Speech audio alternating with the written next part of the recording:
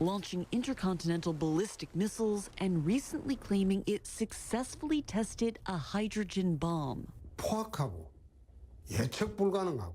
We have the world's most villainous young leader who has the world's most dangerous weapon in his hands. And there's only one answer, says South Korea's opposition party leader, Chairman Hong Jun-pyo, a nuclear weapon on South Korean soil.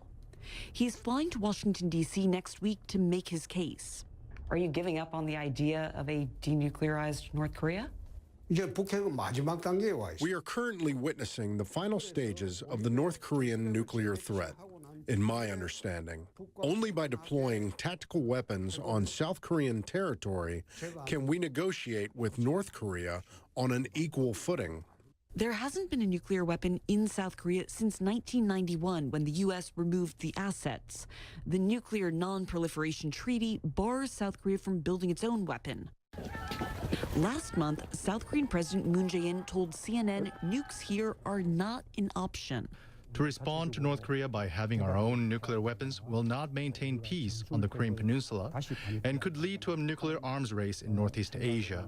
By treaty, the U.S. is obligated to defend South Korea. The country falls under its nuclear umbrella.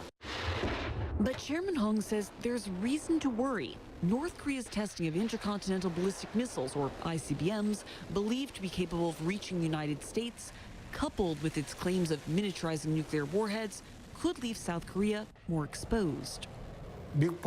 Because the ICBMs have the capability to attack the U.S. mainland, that would deter the U.S. from militarily intervening into any possible strike in the Korean Peninsula.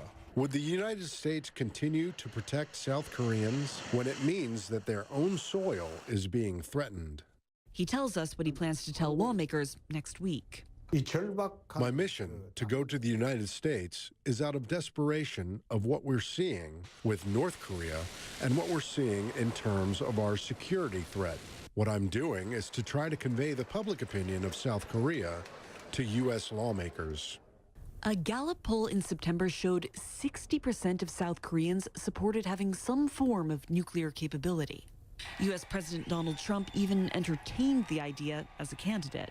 It's been a U.S. policy, though, for decades to prevent Japan from getting nuclear weapons. That might be a policy, but South Korea as well. Can I be honest with you? Maybe it's going to have to be time to change because so many people, you have Pakistan has it, you have China has it. In September, in an interview on CNN, top Republican lawmaker Senator John McCain didn't reject the idea. You think that the U.S. should do that?